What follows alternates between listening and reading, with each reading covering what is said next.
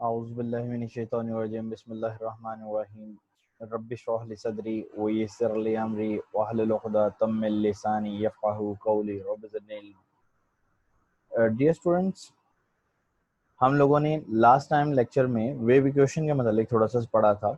Wave equation actually हमें ये बताती है कि how a wave propagates in a particular medium, with what speed and with what amplitude।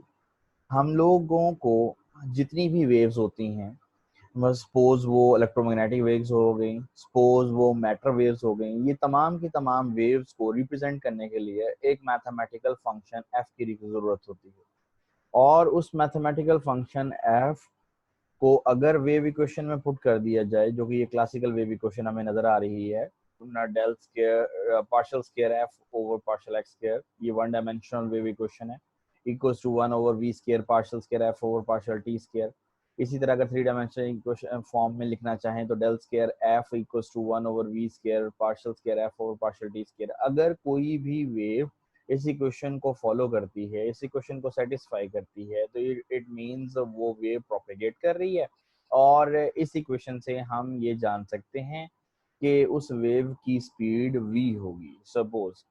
तो ये वेव इक्वेशंस सबसे पहले डीलम्बर्ट ने डिस्कवर की थी वन डायमेंशन में, और थ्री डायमेंशन में बाद में 10 सालों के बाद आयलर ने थ्री डायमेंशनल वेव इक्वेशन को डिस्कवर किया था। हम पढ़ रहे थे एक्चुअली मैक्सवेल इक्वेशंस की एप्लीकेशंस। तो हम ये देखना चाह रहे हैं कि लाइट जो कि इलेक्ट्रोमैग्नेटिक वेव है, इलेक्ट्रिक और मैग्नेटिक फील्ड्स की ऑसिलेशन से प्रोपेगेट करती है, तो लाइट के इलेक्ट्रिक फील्ड और लाइट का मैग्नेटिक फील्ड कैसे स्पेस में, फ्री स्पेस में और या किसी भी मीडियम में प्रोपेगेट करता है। तो हम लोगों ने इस पर्पस के लिए वेव इक्वेशन फॉर एच यानी मैग्नेटिक फील्ड की प्रोपेगेशन को लास्ट लेक्चर में स्टडी किया था। अब हम आज के लेक्चर में देखेंगे कि इलेक्ट्रिक फील्ड जो कि कंपोनेंट है इलेक्ट्रोमैग्नेटिक वेव का, वो कैसे प्रोपेगेट करता है किसी भी मीडियम में और वैक्यूम के अंदर। आइए देखते हैं wave equation for E. Steps हमारे पास बिल्कुल सेम होंगे इंशाल्लाह, जैसे पहले वेव इक्वेशन फॉर एच के लिए थे। आइए सबसे पहले हमें ये बताता चला जाऊं कि मैक्सवेल इक्वेशंस को यूज करते हुए हम लोगों ने wave equation for E find करना है, या ये डिफाइन करना है कि वेव हमारी इलेक्ट्रिक फील्ड जो कि इलेक्ट्रोमैग्नेटिक वेव का पार्ट है, वो वेव इक्वेशन को सेटिस्फाई करता है। तो वी हम स्टार्ट करेंगे इंशाल्लाह मैक्सवेल की थर्ड इक्वेशन से। मैक्सवेल थर्ड इक्वेशन, जिसको हम लोग Faraday's law of electromagnetic induction कहते हैं, उसको यूं लिखा जा सकता है बेटा, del cross E equals to minus partial B over partial T. ये बताता चला जाऊं कि यहाँ पर ये equation differential form of Maxwell third equation है। और दूसरी बात है कि आप देख सकते हैं एक साइड पर हमारे पास स्पेस डेरिवेटिव्स नजर आ रहे हैं, जबकि दूसरी साइड पर राइट साइड पर हमारे पास टेम्पोरल डेरिवेटिव नजर आ रहे हैं। इस वजह से हम लोगों ने यहाँ पर दो नोटेशंस यूज की हैं। इलेक्ट्रिक फील्ड के लिए जो स्पेस डेरिवेटिव्स हैं उसके लिए हम लोगों ने डेल ऑपरेटर यूज किया है, और जो मैग्नेटिक फील्ड है, मैग्नेटिक फील्ड हमारा टाइम पे भी डिपेंड करता है, स्पेस पे भी डिपेंड करता है। इस वजह से हम लोगों ने यहाँ पर उसकी डिपेंडेंस सिर्फ टाइम के लिहाज से ले रहे हैं, जिसकी वजह से हम लोग पार्शियल डेरिवेटिव्स का कॉन्सेप्ट यूज करेंगे। तो इक्वेशन ये बनती है del cross E equals to minus partial B over partial T. हम इस इक्वेशन को इक्वेशन वन का नाम दे देते हैं, और इस इक्वेशन की दोनों साइड्स पर कर्ल अप्लाई करते हैं। जो ही हम कर्ल अप्लाई करेंगे तो आप देख सकते हैं जो left side of the equation है, हम इस इक्वेशन को आप इक्वेशन नंबर 2 का नाम दे रहे हैं। कर्ल अप्लाई करने के बाद इस इक्वेशन की राइट साइड पर वेक्टर ट्रिपल प्रोडक्ट की आइडेंटिटी अप्लाई की जा सकती है। और वेक्टर ट्रिपल प्रोडक्ट की आइडेंटिटी क्या है, आइए हम लोग पहले भी पढ़ चुके हैं कि वेक्टर ट्रिपल प्रोडक्ट को यूं लिखा जा सकता है। सपोज हमारे पास ए बी और सी थ्री वेक्टर्स हैं, गिवन वेक्टर्स, तो इनका वेक्टर ट्रिपल प्रोडक्ट यूं लिखा जा सकता है A cross B cross C equals to a dot c into b minus a dot b into c, means the first term dot product with the third term multiplied by second term minus first term dot product with the second multiplied by third term. अब इसी equation को, ये जो identity हमने use की है बेटे, अब इसी आइडेंटिटी को जो ऊपर इक्वेशन नंबर 2 है उसकी लेफ्ट साइड को इस आइडेंटिटी की टर्म्स में यूं लिखा जा सकता है, del cross E equals to del dot E into del minus del dot del into E. ये डेल डॉट डेल जो है बेटे, ये हमारे पास स्केलर प्रोडक्ट है, और स्केलर प्रोडक्ट के अंदर जैसे हम जानते हैं A dot A goes to A square, इसी तरह डेल डॉट डेल हमारे पास डेल स्केयर बन जाएगा। तो हमारी यही इक्वेशन यूं सिंप्लीफाई करके लिखी जा सकती है, del cross E equals to del dot E into del minus del square E. आइए, ये जो हम लोगों ने एक आइडेंटिटी अप्लाई की है, इस आइडेंटिटी की वैल्यू दोबारा इक्वेशन नंबर 2 की लेफ्ट साइड पर पुट करते हैं। अब हमारे पास इक्वेशन नंबर 2 कुछ यूं बन जाएगी, ये लीजिए, हम लोगों ने आइडेंटिटी की वैल्यू लेफ्ट साइड पर पुट कर दी, del dot E into del minus del square E equals to del cross minus partial B over partial T.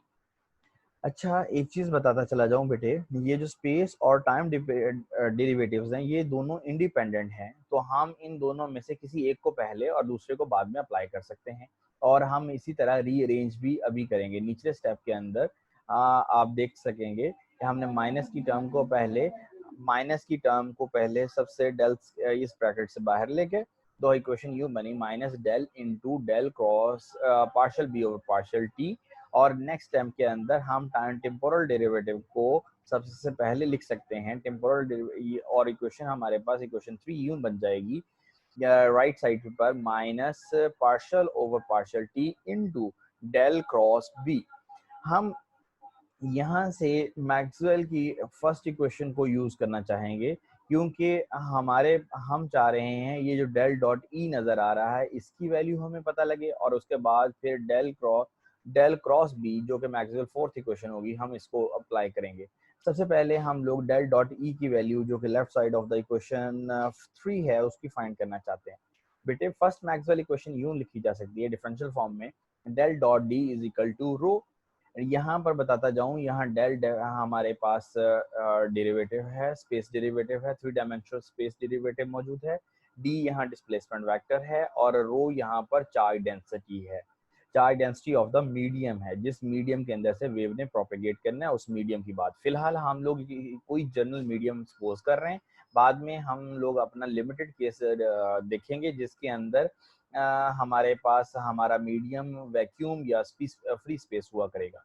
Okay, हम एक चीज बाखूबी जानते हैं, किसी भी मीडियम के अंदर, किसी लीनियर मीडियम के अंदर हमारे पास डी वेक्टर को in terms of E vector यूं लिखा जा सकता है, displacement vector equals to epsilon times of ई।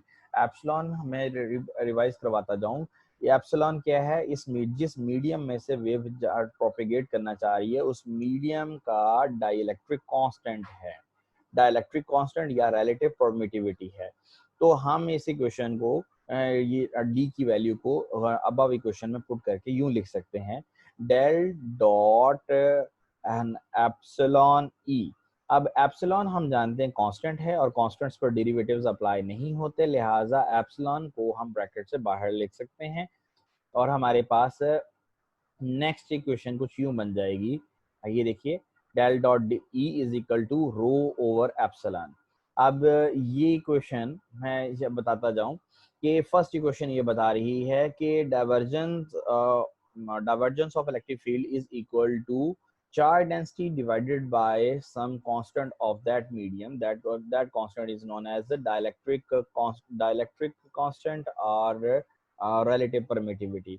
अगर हम बेटे फ्री स्पेस वैक्यूम की बात करें, तो वैक्यूम के अंदर क्योंकि हमारे पास कोई चार्जेस नहीं होते, लिहाजा चार्ज डेंसिटी 0 हो जाएगी। तो हम वैक्यूम के लिए अबव इक्वेशन को सिंप्लीफाई यूं कर सकते हैं, del dot E is equal to 0। तो इट मींस जो हमारे पास अबव इक्वेशन चल रही थी उसकी लेफ्ट साइड पर del dot E is equal to 0 की वैल्यू आ गई। तो हम अब इक्वेशन 3 को यूं लिख सकते हैं, minus del square E is equal to, यानी left side of the equation of 3 के अंदर जो टर्म डेल डॉट ई थी उसकी वैल्यू 0 सब्स्टिट्यूट करने के बाद सिंप्लीफाई करें तो हमारी इक्वेशन कुछ यूं बन जाती है, minus del square E is equal to minus partial over partial T into del cross B. अब यहाँ पर हमें डेल क्रॉस बी की वैल्यू चाहिए, लेकिन डेल क्रॉस बी की बजाय हम लोग सबसे पहले बी को एच की टर्म्स में लिखना चाहेंगे। बी को एच की टर्म्स में लिखने के लिए लीनियर मीडियम के लिए हमारे पास इक्वेशन होती है बी, जो कि हमारी मैग्नेटिक फील्ड इंटेंसिटी है, is equal to mu into magnetic external magnetic field H. तो हम लोग लिख सकते हैं B is equal to mu into H. तो ये इक्वेशन हम लोग पुट कर देते हैं हमारी अबव इक्वेशन में। तो जो हमारी अबव इक्वेशन की जो राइट साइड है उसके अंदर चेंज ये आ जाएगा, बी की जगह पर हम लोगों ने म्यू एच लिख दिया है। जब जैसे ही म्यू एच लिखा तो हम म्यू क्योंकि कांस्टेंट है और ये परमिएबिलिटी ऑफ द मीडियम है, जिस मीडियम में से वेव प्रोपेगेट करेगी, तो ये भी एक कांस्टेंट होने की वजह से इस पर कर्ल अप्लाई नहीं हो पाएगा, लिहाजा ये कर्ल से बाहर चला जाएगा।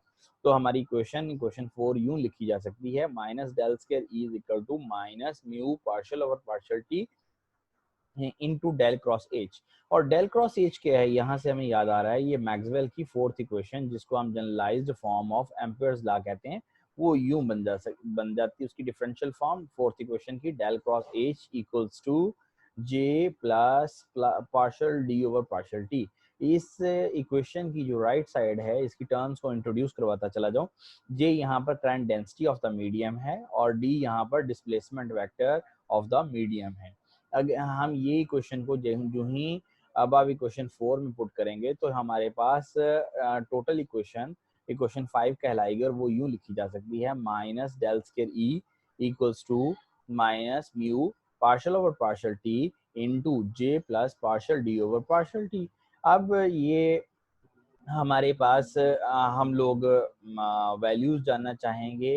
यहाँ ये जो डेरिवेटिव नजर आ रहा है टेम्पोरल डेरिवेटिव, और टेम्पोरल डेरिवेटिव हमें अप्लाई करना पड़ेगा जे पर भी और ये डिस्प्लेसमेंट वेक्टर पर भी।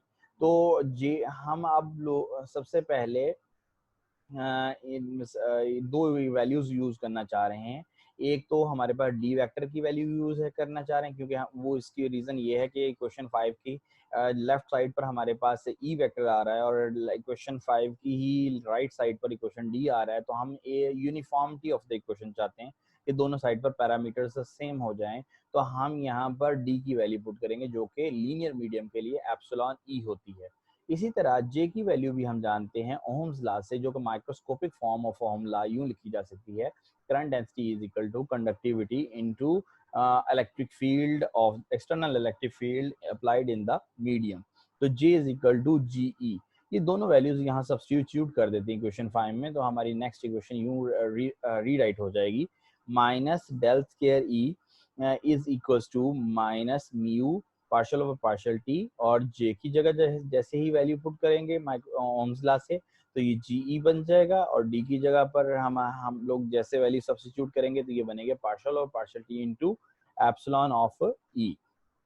आइए अब हम इसको सिंप्लीफाई करते हैं। सिंप्लीफाई मींस हम ये जो डेरिवेटिव ब्रैकेट से बाहर नजर आ रहा है, हम इस डेरिवेटिव को राइट साइड की दोनों टर्म्स पर इंडिविजुअली अप्लाई कर देते हैं। तो हमारे पास नेक्स्ट इक्वेशन जो कि इक्वेशन 6 है वो कुछ यूं बन जाएगी, minus del square E is equal to minus mu G into partial E over partial T minus mu epsilon partial square E over partial T. अब इसी क्वेश्चन को रीअरेंज कर लेते हैं। मींस ये जो हमारे पास डेल स्क्वायर ई वाली टर्म है इसको हम लोग अपनी राइट साइड पर ले जाएंगे। तो हमारे पास नेट इक्वेशन यूं बनेगी, del square E equals to minus mu epsilon partial square E over partial T square minus mu G partial E over partial T is equal to 0। बेटे ये जो इक्वेशन आपको नजर आ रही है ये हमारे पास फाइनल प्रोडक्ट है। इट मींस ये हमारे पास किसी भी मीडियम में इलेक्ट्रिक फील्ड की प्रोपेगेशन की इक्वेशन है। मींस जब भी लाइट किसी मीडियम में से अदर देन वैक्यूम प्रोपेगेट करेगी तो उस लाइट का इलेक्ट्रिक फील्ड कैसे प्रोपेगेट करेगा एक जगह से दूसरी जगह, वो ये इक्वेशन हमें डिस्क्राइब कर रही है। तो आइए हम थोड़ा सा अब एक लिमिटेड केस को डिस्कस करना चाहते हैं कि अगर किसी मीडियम की बजाय, एनी मीडियम की बजाय हम लोग फ्री स्पेस यानी वैक्यूम की बात करें तो ये इक्वेशन कैसे सिंप्लीफाई हो जाएगी। हम जानते हैं कि फ्री स्पेस के अंदर ये जो टर्म कंडक्टिविटी की जी है ये हमारे पास जीरो हो जाएगी, बिकॉज हमारे पास lack of source of charges की वजह से जी जीरो होता है। और इसी तरह ये जो टर्म हमारे पास म्यू इंटू एप्सिलॉन है, ये जो कॉन्स्टेंट्स होते हैं ये वैक्यूम के लिए म्यू नॉट और एप्सिलॉन नॉट हो जाएंगे, और म्यू नॉट और एप्सिलॉन नॉट की value 1/c²। What is C? C is the speed of light in vacuum. तो ये अगर दोनों चेंजेस हम लोग अबव इक्वेशन में पुट कर दें, जी की वैल्यू 0 और म्यू एप्सिलॉन की वैल्यू 1/c², तो हमारे पास जो हमारी यही फाइनल इक्वेशन है बेटे वो कुछ यूं बन जाएगी, del square E minus 1/c² partial square E over partial t² minus mu into 0 partial E over partial t goes to 0 is equal to 0, sorry। तो ये टर्म जिससे 0 से मल्टीप्लाई होकर ये last term of the left side हमारी cancel out हो जाएगी, vanish कर जाएगी, यहाँ पर ये नजर नहीं आएगी हमारी क्वेश्चन। फाइनल यूं बन सकती है, del square E is equal to minus 1/c² partial square E over partial t², और रीअरेंज करें तो ये बनेगा del square E equals to 1/c² into partial square E over partial t²। अगर इसी क्वेश्चन को देखें तो हमने सबसे पहले जो वेव इक्वेशन की बात की थी, क्लासिकल वेव इक्वेशन की फॉर्म भी यही हुआ करती है। आइए मैं आपको दोबारा दिखा देता हूँ। क्लासिकल वेव इक्वेशन हमारे पास यूं लिखी जा सकती थी, del square f equals to 1/v² into partial f over partial t। बस फर्क ये पड़ा है कि यहाँ पर फंक्शन हमने f यूज किया है और इलेक्ट्रिक फील्ड के लिए हम लोग फंक्शन यहाँ e यूज कर लेंगे। तो हमारे पास ये इक्वेशन जो 3 डायमेंशन वेव इक्वेशन है यही इलेक्ट्रिक फील्ड के लिए बन जाएगी कि वो del square E equals to 1/c² into partial square E over partial t²। तो यहाँ से जो कल लास्ट लेक्चर में हम लोगों ने कल ये डिस्कस किया था वेव इक्वेशन फॉर एच और वेव इक्वेशन फॉर ई, हमारे पास दोनों वेव इक्वेशंस का रिजल्ट ये आ गया, ये कंक्लूजन आप लोगों के सामने है, ये टर्म्स आ गई हैं। तो ये यहाँ से क्लियर हो गया कि इलेक्ट्रिक फील्ड और मैग्नेटिक फील्ड जो के दोनों कंपोनेंट्स हैं इलेक्ट्रोमैग्नेटिक वेव्स के, वो प्रोपेगेट कर रहे हैं according to classical wave equation. और इलेक्ट्रिक फील्ड और मैग्नेटिक फील्ड्स की स्पीड किसी वैक्यूम के अंदर c यानी लाइट की स्पीड जो कि 3 × 10⁸ मीटर पर सेकेंड है SI यूनिट्स के अंदर वो रहेगी। और किसी और मीडियम के अंदर जो ही वेव हमारी इलेक्ट्रोमैग्नेटिक वेव या लाइट एंटर होगी तो हमारी स्पीड डेफिनेटली कम हो जाए, डिक्रीज कर जाएगी, और साथ साथ उसकी लाइट की वेवलेंथ भी डिक्रीज कर जाएगी। अच्छा, यहाँ से ये जो दोनों इक्वेशंस लिखी हैं ये हमारे पास फ्री स्पेस के लिए है। और अगर हम किसी फ्री स्पेस मींस वैक्यूम के अलावा किसी मीडियम की बात करें तो इलेक्ट्रिक फील्ड और मैग्नेटिक फील्ड की प्रोपेगेशन की फाइनल इक्वेशंस कुछ यूं थी हमारे पास। ये हमारे पास इलेक्ट्रिक फील्ड की वेव इक्वेशन है और ये हमारे पास मैग्नेटिक फील्ड की इक्वेशन है।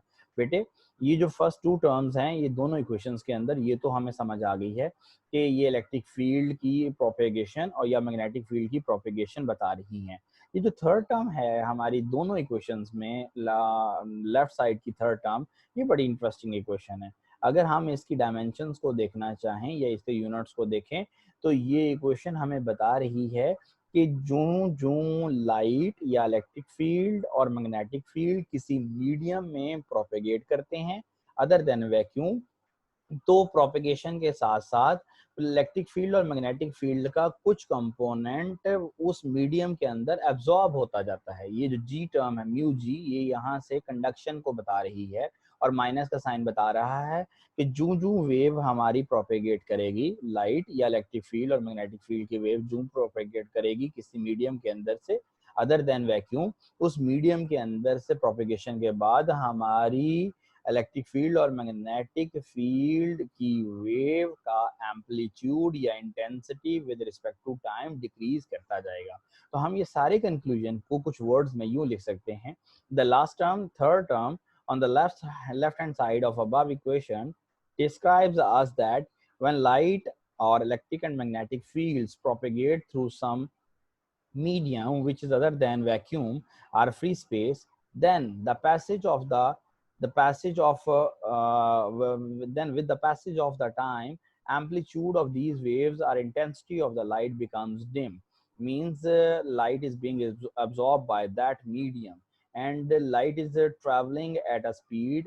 अगर हम वैक्यूम में बात करें तो लाइट की स्पीड हम c कांस्टेंट जो कि 3 × 10⁸ है वो लेंगे, और अगर लाइट वैक्यूम के अलावा प्रोपेगेट कर रही है किसी और मीडियम में, तो फिर लाइट की स्पीड c नहीं रहेगी, बल्कि लाइट की स्पीड डिक्रीज कर जाएगी, और अब हम c की जगह पर कांस्टेंट v यूज करेंगे, और वो किसके इक्वल होता है, 1/√μ के इक्वल हुआ करेगा।